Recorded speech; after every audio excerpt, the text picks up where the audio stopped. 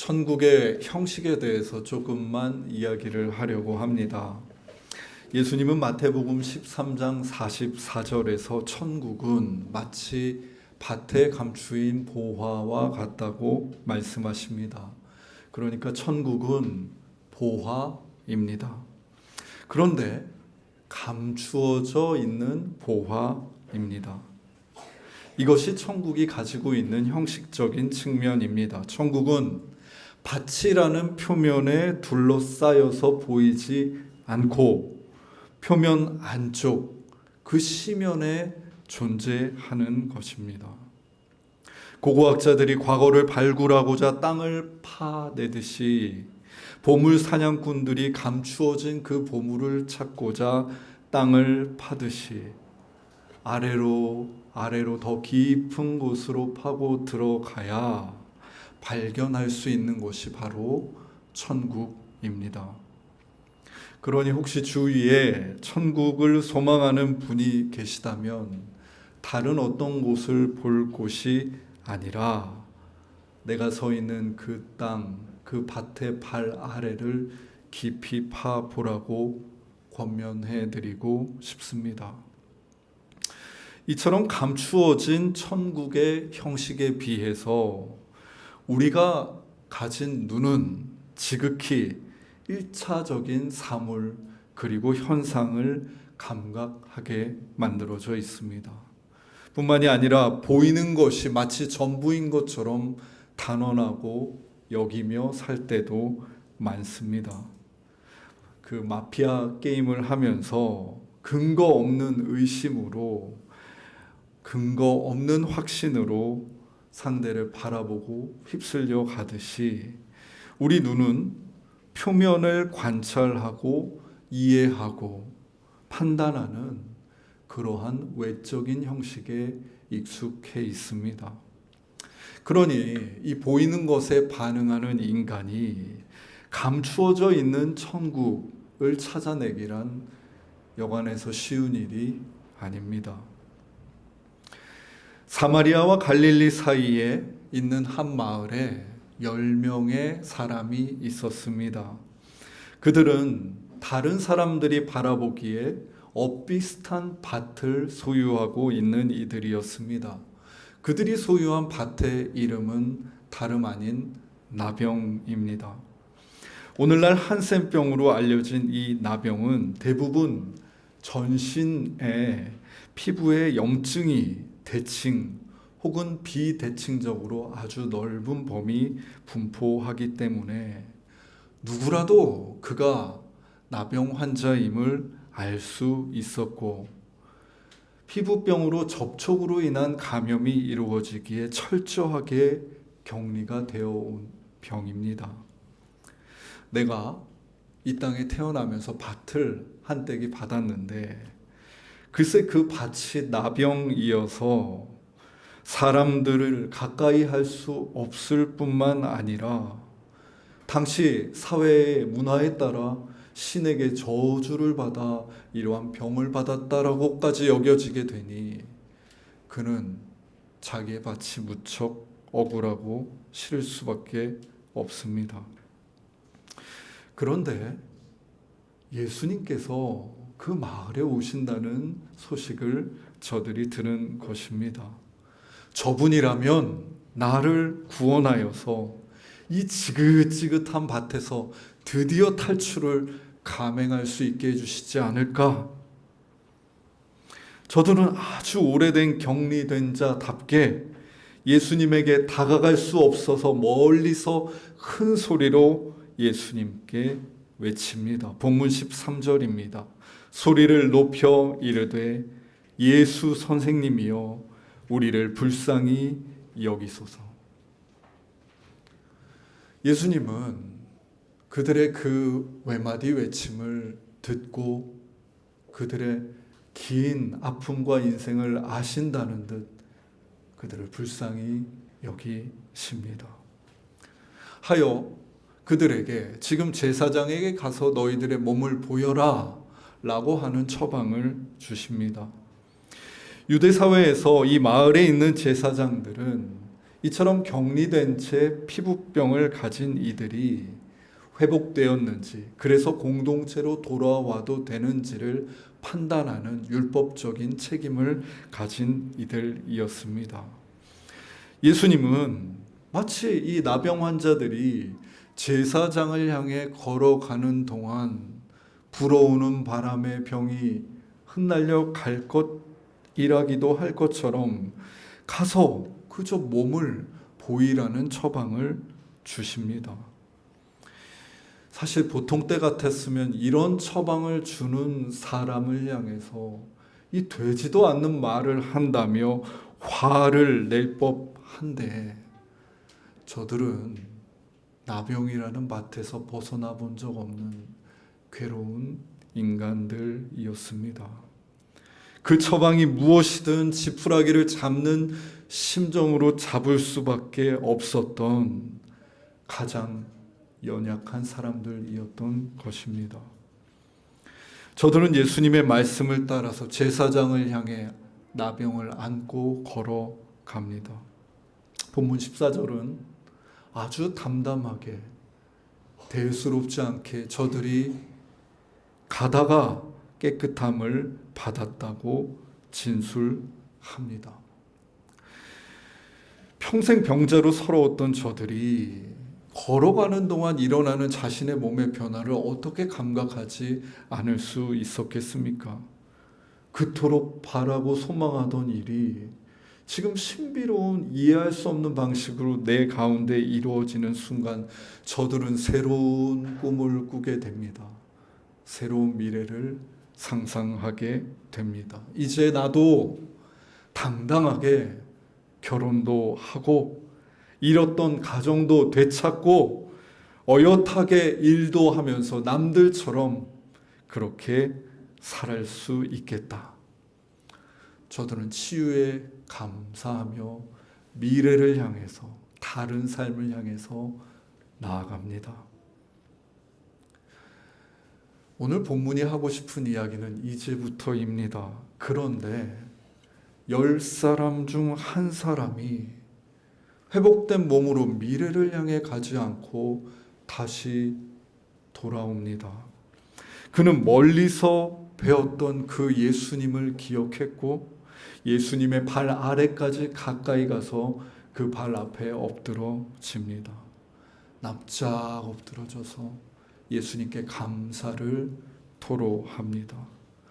주님, 정말 감사합니다. 저는 제게 주어진 밭이 너무나도 싫었습니다. 저는 제게 이런 밭을 주신 신을 조금도 이해할 수가 없었습니다.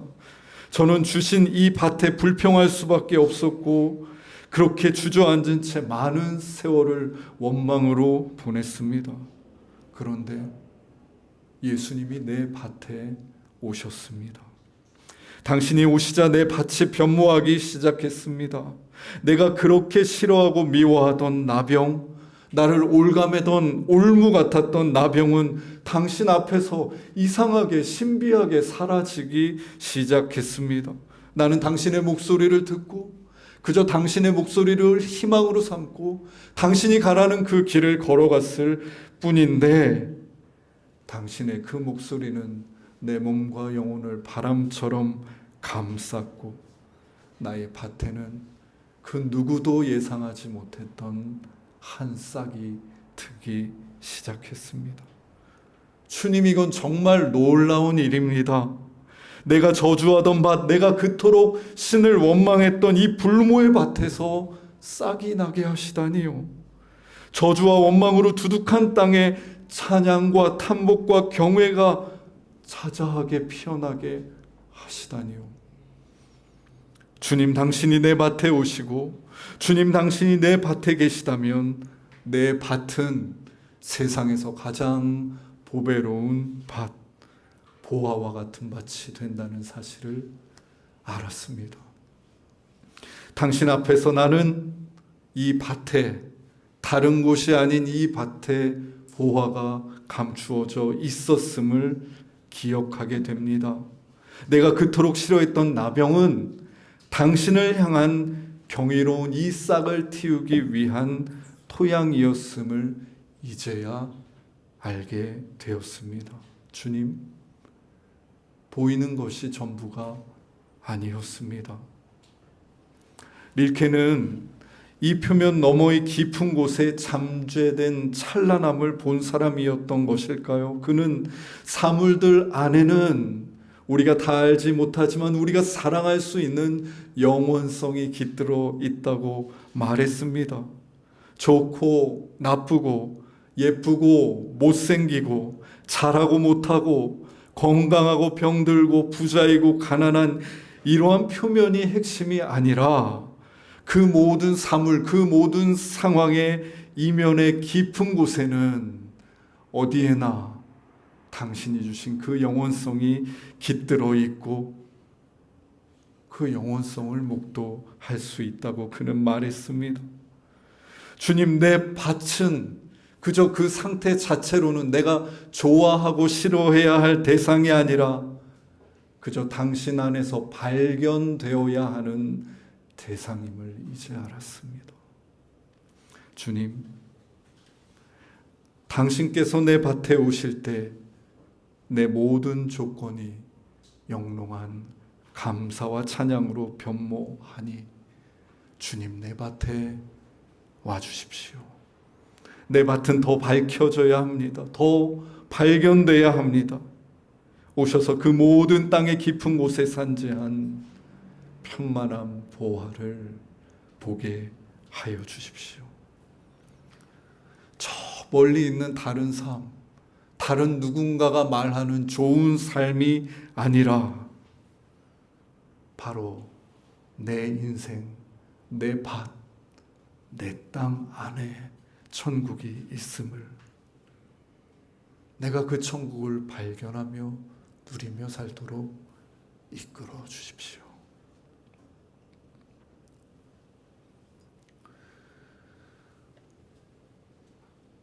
학자들은 나병이 낳고 예수님 앞에 엎드렸던 이 사람이 어떻게 될지를 추측하곤 했습니다.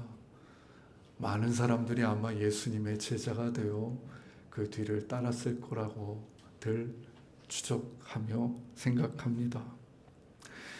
천국은 감추어진 형식을 가지고 있다고 말씀드렸습니다.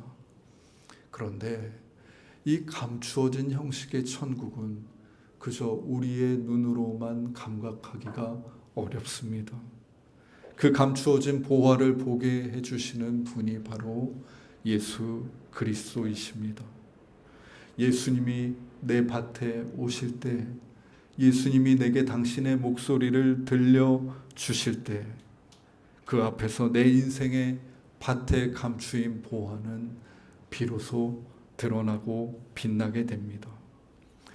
감추어진 것이 드러나므로 사실 내가 원망하고 좋아하지 않고 미워하기까지 했던 내 땅이 실은 복된 땅이었구나 이해하게 되고 사랑하게 되므로 천국은 오늘도 여러 사람들에게 발견되고 있습니다. 저는 감사의 형식에 대해서도 생각하게 됩니다. 내가 바라고 내가 원하던 일을 이루게 됐을 때, 이루어졌을 때 감사하는 우리의 감각은 돌아보면 지극히 표면 중심적입니다. 그러한 감사는 내게 주어진 밭을 사랑하고 그 안에 담긴 시면을 보게 하는 것이 아니라 더 좋아 보이는 다른 밭을 부러워하고 갈구하게 만듭니다.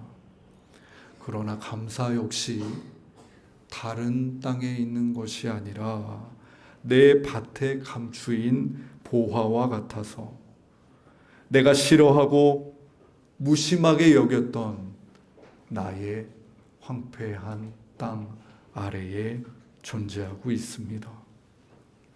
그저 우리가 표면 너무 깊은 곳을 감각하는데 미숙하기에 잘 보지 못할 뿐이지요. 하여 우리는 예수님의 조명과 예수님의 도우심이 간절히 필요합니다.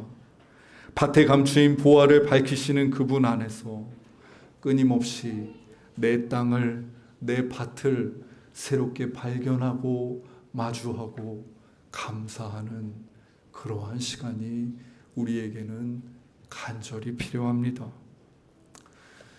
지난주에 제 친동생이 수술을 했습니다. 끊어진 10대 인대 자리에 옆에 있는 햄스트링을 다시 잘라서 이어 붙이는 수술이었습니다. 갑작스런 부상으로 인해서 예상치 않았던 시간, 돈이 많이 들어가게 되었고, 이제 무릎은 남은 평생 무리하지 못하며 조심스레 살아야 되는 상황이 됐습니다. 감사주일이 코앞인데 그 직전에 동생의 밭의 표면에 속상하고 아픈 일들이 자자하게 생겨버린 것입니다. 저는 마치 상황이 되어서 수술 당일 밤에 동생 곁을 지키게 되었습니다.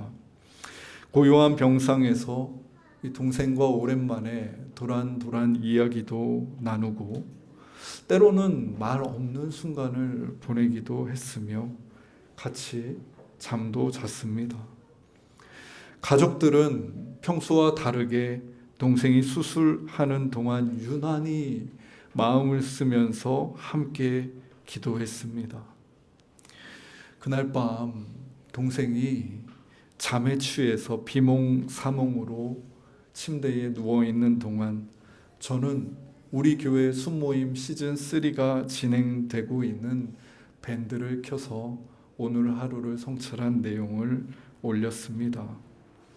감사한 것을 우리는 매일매일 돌아보고 발견하는 연습을 하고 있는데 동생 곁에서 보낸 오늘 이 시간이 무척 감사하다고 썼습니다. 결혼하고 장성하여 각자의 삶을 살다 보면 이렇게 진득하니 마주하고 대화하며 마음을 나누기가 참 쉽지 않은데 수술 전후에 뜻밖의 은총에 감사한다고 썼습니다. 그것이 그날 그렇게 수술하게 된 상황에 제가 발견한 감추어진 보화였습니다. 밭의 표면은 떨림과 긴장, 수술과 불안, 또 한켠의 속상함이 지배적이었지만 그러한 밭의 이면에도 어김없이 보화는 있었습니다. 이것이 감사가 우리 삶의 생애 곳곳에 존재하는 형식입니다. 하나님이 사랑하시는 숲가족 여러분, 오늘은 1년에 한 번 있는 감사주일입니다. 여러분은 모두 저마다의 밭을 가지고 계시고 그 밭의 표면에는 지난주에도 다음 주에도 많은 일들이 일어날 것입니다. 누군가는 자신의 밭을 무척 마음에 들어하며 좋아할 수도 있고 누군가는 내 밭이 부끄럽고 싫을 때가 많을 것입니다. 누군가는 이 지긋지긋한 밭을 떠나고 싶을 수도 있고 누군가는 아무런 힘 없이 그저 내게 주어진 이 땅을 감내하고 견디며 살아가고 있을 수 있습니다. 그런데 그렇게 다른 그 밭에 하나님의 보이지 않는 은총이 심겨져 있다고 말씀드리고 싶습니다. 그러니까 감사는 어떤 조건과 상황이 주어져서 도착하는 열매가 아니라 밭을 가졌다면 그 밭을 가진 모든 이들이 맺을 수 있는, 발견할 수 있는 열매인 것입니다. 한 해가 저물어가는 11월, 교회력이 매듭지어져가는 이때에 우리 각자의 밭에 감추어진 보화를 발견하게 되시기를 바랍니다. 그리스도께 우리가 기도할 때마다 주께서 우리의 밭을, 숨겨진 보화들을 환히 비춰주시기를 간절히 바랍니다. 기도드리겠습니다. 하나님, 한 해가 금세 지나가 버린 것 같습니다. 무언가 많은 일들이 있었던 것 같은데 사실 잘 기억이 나지 않을 때가 많습니다. 우리는 매일 주어진 일들을 해야 하고 또 앞을 보며 살기 바쁜 시간을 지내고 있으니까요. 그러나 주님, 나의 지난 삶, 내게 주신 밭에 보화가 감추어져 있음을 기억합니다. 한 해의 다사다난함들의 그 표면을 넘어 감추어진 그 시면에서 빛나는 보화를 우리가 마주하고 싶습니다. 성령님, 우리가 한숨 돌리며 주님의 이름을 부를 때마다 당신의 빛으로 비추어 주셔서 상황 너머에 감추어진 그 보화를 목도하게 하시고 감사로 올 한 해를 매듭짓게 하여 주옵소서. 예수님의 이름으로 기도드립니다. 아멘.